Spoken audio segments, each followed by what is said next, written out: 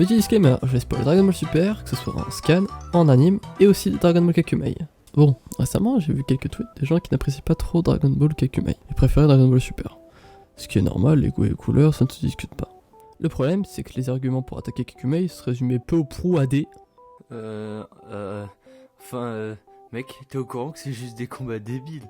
C'est pas parce que c'est joli que c'est bien, hein. Ou alors des... Ce n'est pas le même style que Toriyama. Et je peux plutôt chercher aussi un prétexte pour parler de Dragon Ball Super. Alors, déjà on ne montre pas que son œuvre est meilleure en descendant celle des autres.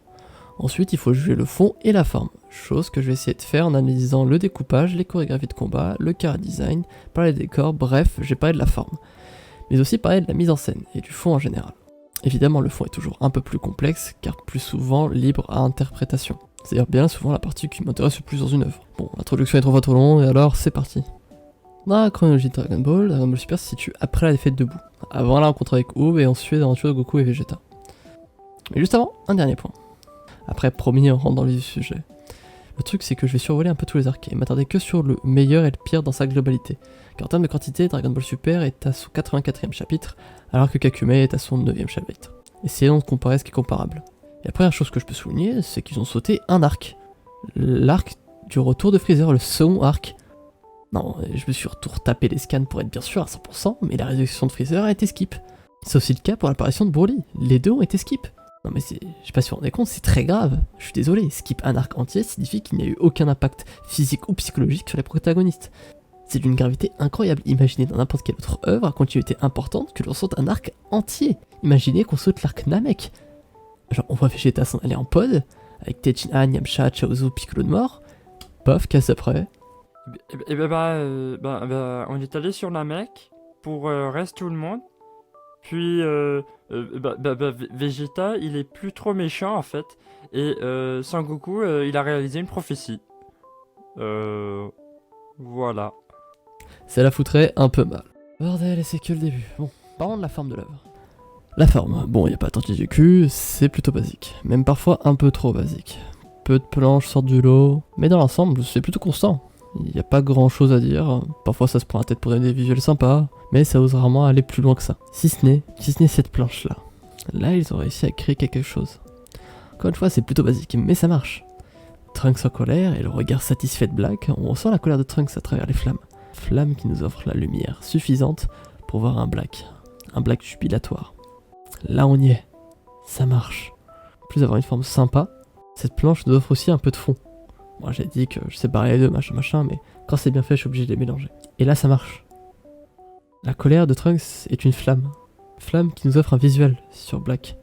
On apprend plus tard que Black se servait de Trunks pour devenir plus puissant. Et c'est là qu'on comprend en réalité que la flamme qui représentait la colère de Trunks servait aussi à nourrir Black. Que ce soit fait volontairement ou non, ça a un peu d'importance. L'important c'est que ça marche. Je trouve juste dommage que ce soit si rare dans l'œuvre. Les chara-design des persos sont vraiment pas mal, il y a une certaine cohérence dans le look des persos, ils font vraiment des baies, c'est cool à voir ça. Les décors sont sympas, mais sans plus, un nouveau décor par arc, c'est peu mais c'est toujours ça de prix. Les chorés de combat vont généralement de pair avec le découpage, mais je vais les séparer. On parlera du découpage plus tard. Les chorés, rien de bien grandiose, on a l'impression que le combat face à Beerus est le même que celui face à Cell. On ressent aucun réel contraste de puissance, pas de plaine détruite, pas de tremblement de terre à chaque coup porté. On n'en sent pas l'évolution de la force de protagoniste. On n'a pas cette impression qu'ils sont plus forts ou plus rapides. L'une des exceptions était l'arc Molo, où l'on voit Goku affronter Molo, lui échanger quelques coups et créant des ondes de choc. Ou même quand il prend des fermes un peu à la Gurren Lagann. Au final c'est juste dommage qu'il n'y ait pas vraiment de réel combat Dragon Ballesque. Dans un découpage. Le découpage est une façon de découper en plusieurs images d'événements afin de fluidifier les actions.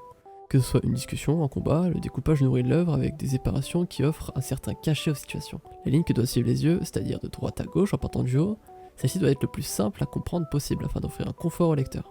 Par exemple là ça marche pas, on a du mal à comprendre. Et là à l'inverse c'est clair. Généralement lorsqu'on a un ras-le-bol de lire une œuvre qu'on aime, ça vient de là. On a soit trop de texte, soit pas assez, soit la lecture est juste incompréhensible. Souvent simpliste dans l'objectif de faire le travail, sans plus, il finit par juste remplir les pages. Je trouve juste dommage que cet outil soit utilisé non pas pour serrer le repos mais juste remplir des cases. La choré des combats ne réinvente pas grand chose. Elle n'ose pas aller là où elle devrait aller. Par exemple, Goku Ultra Instinct est une pépite en ce qui concerne le combat. Son style de combat est basé sur le fait de ne jamais se faire toucher, ne pas avoir de garde, l'évitement de Toku, une concentration élevée et un visage sans émotion. Pourtant, lorsqu'il se bat aux côtés de Vegeta Ultra Ego contre Gaz, aucun effort n'est effectué. Les deux combattants se battent exactement pareil. Leurs états sont fondamentalement opposés, mais ils donnent les mêmes coups. Esquive pareil, bon, il y a juste Vegeta qui est plus suicidaire que d'habitude. Mais à part ça, rien de bien innovateur. Alors que merde, quoi, c'est Ultra Instinct, c'est pas rien. Je pensais faire une vidéo dédiée à cet état. Bref, bon, c'est tout pour la forme. Passons au fond, ce qui m'intéresse un peu plus. Quand on parle de fond, on parle aussi de mise en scène. Mais la mise en scène, qu'est-ce que c'est? Je vous promets, ça peut être long. La mise en scène est la façon de mettre en scène les événements d'une histoire. Bon, si la mise en scène, le découpage et certains termes que j'emploie vous intéressent, faites-le moi savoir, peut-être une vidéo là-dessus. Pour l'instant, je vais être concis et expliquer à l'aide d'exemples. Là, dans ces situations, Vegeta se bat contre Black Goku. Et Goku, le nôtre, fait un truc débile. Il explique ce qui se passe à Trunks. En soi, y a pas de mal. On peut expliquer aux gens des trucs. Y a pas de souci. Sauf que la chose n'a pas lieu d'être. Simplement car, au lieu de le dire, tu peux le montrer. Au lieu de l'expliquer, tu te dois de le montrer. Car si simplement tu peux le montrer, montre-le, ne l'explique pas. Ne l'explique pas avec des mots, fais-le avec des images. C'est du combat. Et c'est là qu'allié avec un bon découpage, la mise en scène prend tout son sens. Ici un coup porté frame par Vegeta, où on le voit en SSJ God s'approcher puis changer rapidement en SSJ Blue lorsqu'il arrive au contact. Chose qui est faite. Mais l'explication enlève sa superbe. En plus de casser le rythme du combat avec des explications non nécessaires. Autre moment bien plus tôt dans l'histoire, le combat de Goku face à Beerus. On ne montre pas que le combat est incroyablement dantesque et que les univers tremblent. Il y a juste cette image là où on voit une onde de choc, une seule. Mais ça doit être les Kaioshin qui doivent dire « Oh là là, qu'est-ce qu'ils sont forts quand même !» Le problème là-dedans, c'est qu'en plus d'enlever de la superbe au combat, ça casse un peu son rythme. Bah oui, quand tu vois un combat et qu'en plein milieu, paf, des dialogues, bah tu arrêtes de suivre le combat et tu te mets à lire les dialogues. Et puis paf, tu te retrouves dans le combat que t'as laissé une seconde avant. Ça pète un peu le rythme. Je comprends l'intention derrière. C'est compliqué de différencier les transfos de couleurs, surtout pour Vegeta, vu que les cheveux ne peuvent pas s'érisser plus en fait. Vu que le SSJ God, les cheveux ne sont pas hérissés, ils sont juste colorés rouges. Sauf que Vegeta a tout le temps les cheveux hérissés. Donc pour lui, c'est compliqué de le voir. Mais même, il y a toujours moyen de montrer plutôt que de raconter. Et c'est là l'une des erreurs les plus récurrentes de Dragon Ball Super. Ils se sentent obligés de tout expliquer constamment. Expliquer tout ce qui se passe. Chose qui, si effectuée avec parcimonie, ne dérange pas. Mais effectuer de la sorte, à chaque technique, à chaque stratagème employé, on y perd tout intérêt à regarder le combat. Problème qui arrive beaucoup moins dans l'anime. Je pense au combat face à Hit, qui nous montre un Goku qui se met à être plus rapide que le temps, et à bouger pendant le Tokidobashi. Ce genre de choix arrive souvent dans l'œuvre. Choisir d'expliquer plutôt que de montrer. Ouf, mais ça c'est un minuscule problème face à la montagne, qui est le plus gros problème. Dragon Ball Super, Goku. Bon. Comment aborder la chose point par point, et surtout comment l'aborder calmement. Goku a été victime de son succès. Ayant grandi avec nous durant notre enfance, adolescence ou jeune adulte, bref, il a évolué à nos côtés, dans la franchise manga la plus connue du monde. Alors qu'il est venu le temps de faire DBS, la entre guillemets suite de DB. Pour faire une suite, il faut un protagoniste. Gohan aurait pu être cette suite, mais il a finalement été laissé de côté au profit de Goku. Et après tout, pourquoi pas? Il est père, il a 2 fils, il a même une petite fille. Il y a des choses à leur apprendre et des choses à raconter. Pourquoi pas l'orienter vers un penchant encore plus mature? Un Goku adulte qui s'occupe de sa vie de famille, loin des combats et proche d'eux, pour leur apprendre à grandir. Grâce à la voix de la tortue, pourquoi pas le voir vieillir, perdre en puissance et montrer les ficelles de la vie à Goten, Trunks et Pan. Non, on va le faire affronter des types plus forts que des dieux et des Kaioshin. Ok, pourquoi pas, après tout, ce serait un bon moyen de remettre en cause les dieux et leur manque d'application, c'est vrai. Où ils étaient lorsque Freezer, Cell et Boo sont apparus. Remettre leur agissement et leur action en cause, Goku l'a déjà fait par le passé. Non, il va faire un Miami avec le Matou.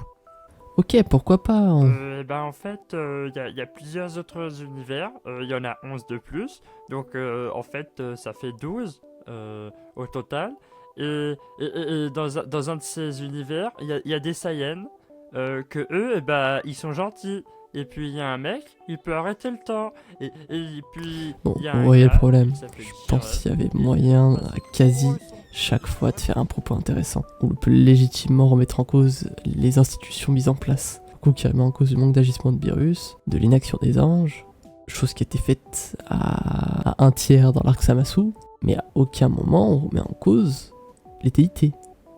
À aucun moment on remet en cause les déités et leur paresse, leur inaction à l'égard des mortels. Enfin bordel, Beerus n'a absolument pas bougé le petit doigt quand Freezer régnait en tyran, ni dans la timeline de Trunks lorsque les humains étaient traqués par des cyborgs, ou quand Cell et Boo sont apparus, mais quand on lui choure son putain de gâteau ou qu'on lui renverse son putain de flan, là il se met en tête de détruire la Terre. C'est pas drôle en fait. Faut arrêter de se foutre de notre gueule. Là-dessus tu cumules un Goku qui a 11 ans d'âge mental, tu te mets en tête que Goku a 11 ans, chacune de ses actions devient claire. Le fait qu'il dit aux méchants, est-ce que vous êtes vraiment bien méchants? Alors leur péter la gueule. Le fait qu'il ait jamais embrassé Chichi, c'est fou. Ce serait des broutilles pareils, pourquoi pas, mais qu'il a les dingueries du genre j'ai jamais été un bon élève. Mais oui, il réalise une prophétie légendaire, venge la mort de plusieurs peuples, sauve la Terre et l'univers, pas mal de fois en plus. Mais c'est un mauvais élève. La façon dont il débloque l'Ultra Instinct dans le manga ne fait aucun sens. Dans l'anime, ça avait totalement sa place. On lui glissait des pistes par-ci, des pistes par-là, quelques conseils de Whis. Et surtout la façon dont il le trigger avec le Genki Dama envoyé, qui ne peut blesser aucun être pur. Le tout transformé en Super Saiyan Blue, qui est une transformation divine. On peut spéculer que quelque part ça a un sens, il atteint une forme divine. Et juste là, pouf. Ok, la mise en scène, c'est un DLC à 40 balles. Enfin, si c'était que ça, vous voyez, le problème c'est qu'à chaque point que j'énumère, je peux dire légitimement si c'était que ça. Le premier arc il fait zéro sens, le second a été skip, le troisième est oubliable au possible. Le meilleur passage, celui Goku Hit, est vide de mise en scène et de découpage. À la rencontre de Kaba Vegeta aurait été un réel banger si il avait été le combat principal. Il aurait pu créer une relation magique entre maître et élève, hein, quelque chose de grandiose. Putain, ce coach-là qu'on regardait Dragon Ball Heroes pour son histoire. Hein. L'arc Zamasu ne rend même pas justice à Trunks. Pourtant, même dans l'anime, il avait un tant soit peu de respect pour lui, en lui donnant au moins l'avant-dernier coup via un Genki Dama mélangé à son épée. Ce qui lui avait donné un côté légende arthurienne bien badass. En plus de te raconter un truc en fait, un réel truc, un réel propos. Mais là, juste pouf pouf. On est tous KO, on appelle Zeno, Zeno ex machina, pouf pouf. Non mais allez vous faire foutre. Foutez de notre gueule. Derrière le tournoi du pouvoir, c'est zéro stratégie. Tien Krillin qui sort en 2-2. Gohan qui s'est entraîné hors champ. Une journée avant le tournoi du pouvoir, paf, je rivalise avec Kefla. Qui s'est pas entraîné depuis des millénaires, j'abuse à peine. Et il fait jeu égal avec elle. Non mais. D'ailleurs, le mouvement MLG de Goku du tournoi du pouvoir a été delete. Vous vous souvenez dans l'anime, lorsqu'il commence à charger un KVR en mode Goku Ultra Instinct à moitié accompli et qu'il esquive les attaques de Kiko de Kefla et qui finit par faire une glissade du garagiste royal sur le rayon de Kefla pour finir avec un Kamehameha magistral. Là honnêtement il y a zéro moment marquant dans cet arc. Ah si, quand Toppo et Rapido n'avaient pas assez de force pour sauter 10-15 mètres. Si ça je me souviens très bien. Non bordel, putain, Goku et Krillin enfant, ils faisaient de 20 mètres en saut. Genre Yamcha aurait pu faire ce saut. Petit Chaozu aurait pu faire ce saut. Ou Long, bon lui il serait transformé en Piaf et il aurait fait le saut. Mais... Pfff, bon pareil, mais... il y aurait que Bulma qui pourrait pas faire ce saut. Genre. Je suis sûr que Mister Satan il aurait pu faire ce saut, putain. Mister Satan. Bref, parlons de l'arc suivant.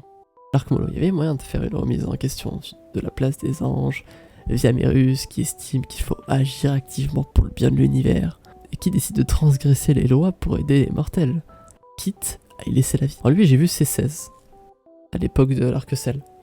Et je m'attendais, honnêtement, la première fois que j'ai eu le truc, qui crée quelque chose en Goku. Une espèce de revival du SSJ de Gohan, mais transposé sur Goku. Au lieu d'une simple montée en puissance, une montée en sagesse, qu'il est maintenant en transformation divine. J'ai pas une envie de changer le système dans lequel il est. Peut-être remettre en cause les agissements des anges et ainsi mettre à terme à ce système sans qu'une tête de classement des univers. D'ailleurs, un classement qui a comme note la qualité de l'univers, chose qui dans l'anime est plutôt vague, mais qui dans le manga est un peu plus clair. Vite fait, c'est notre niveau de vie des planètes qui la composent et leurs agissements. On sait pas trop. Chose qui aurait pu faire tiquer Goku et au moins le faire gronder Beerus sur sa non-action durant les arcs précédents. Pour finir, Granola. Que dire, on tenait là, bon, Grenade, ça aurait pu être une masterclass, hein. Mais c'était juste une master chiasse, hein. Je suis désolé, la base est insane, un survivant de l'attaque Saiyan sauvé par le beurre de Goku, ça aurait été incroyable. Un Goku qui en apprend plus sur son passé, sur sa famille, un Vegeta qui nous narre la religion et la culture Saiyan, un peuple certes porté sur le combat, mais qui n'en est pas moins démuni de culture, et imprime une raison de la particularité de Goku à avoir le cœur pur. Finalement non, on a certes des infos sur Bardock, mais ça serait Suma. Moi, c'est la victoire et rien d'autre. La défaite, c'est pour les perdants. À un moment donné, dans le tournoi du pouvoir, Vegeta trigger un power-up. Un power-up après avoir vu Goku avoir son début d'Ultra Instinct. Un power-up dont la base est qu'il n'a besoin d'aucun conseil et surtout de personne. Chose qui jure totalement avec la version animée, qui à mon sens est bien plus intéressante, car nous montrons un Vegeta qui certes fait une redite de l'arc-bout, mais qui quelque part embrasse encore un peu plus son humanité. Je rappelle que dans l'anime, Vegeta avait survécu à son explosion. Preuve que l'état divin dans lequel il était éprouve une évolution de sa part. Là, on dirait juste un enfant qui pique une crise parce que son copain est plus fort que lui. Il n'y a aucun sens symbolique, du moins j'en vois aucune. Et c'est là que je trouve que le manga se foire au fil de ma lecture. J'ai ressenti un vide en DBS. Le manga est une coquille vide, vide de sens, de propos, qui ne peut pas raconter quelque chose mais juste remplir du vide. Mais remplir du vide avec des trous, ça marche pas. C'est pour ça que les gens adulent autant qu'Akumei et n'aiment pas Dragon Ball Super. Je pense que les gens se rendent compte petit à petit que Dragon Ball Super n'a aucun but. C'était de vendre des figurines. Là où Kakumei n'a comme but, et c'est mon interprétation, d'être un truc fait par les fans pour les fans, et qui cherche quelque part à transmettre un propos. Je pourrais continuer des heures à parler du manque de propos de Dragon Ball Super. De ses contradictions, de sa capacité à réunir ses personnages, tels que Bardock ou Gohan, le manque présent de la Z-Team, l'absence totale de Goten et Trunks, mais je pense que chaque personnage mériterait sa vidéo dédiée. Bon, j'imagine qu'il est temps de parler de Dragon Ball Kakumei. Honnêtement, j'ai pas 12 000 trucs à dire. Tout est plutôt bon, évidemment, avec quelques erreurs par-ci par-là. Et je pense que je peux être gentil avec eux vu la masterclass qu'ils nous offrent. Mais soyons sérieux, essayons d'être objectifs. On va faire quand même avec Dragon Ball Super, on va analyser point par point. La forme, comme je l'ai dit plus tôt. Les planches sont magnifiques. Bordel, tu pourrais encadrer chacune des pages et les mettre dans un tableau tellement c'est beau. Lorsque les auteurs veulent nous faire ressentir de la puissance, ils le font et ils le font bien. La planète Terre tremble alors qu'elle est à l'autre bout de la galaxie. Les autres univers ressentent le combat. Et excusez-moi de mélanger analyse de fond et de forme, mais en 12 pages, Krillin indique qu'il n'a jamais dit dans Dragon Ball Super. Goku, ne penses-tu pas que ta quête de puissance va trop loin? Bordel, mais oui, c'est exactement ça qu'on veut. C'est le propos que DBS a caché sous le tapis depuis le début, pour vendre juste des figurines avec plus de transfo et des cheveux de toujours couleurs différentes. À la page 12, tout est remis en question par le meilleur ami de Goku. En 12 pages. En 12 pages, le propos de Kakumei a dépassé celui de DBS à mes yeux. Car c'est là pas uniquement Goku qui parle, mais l'humanité à travers Goku qui est remis en question.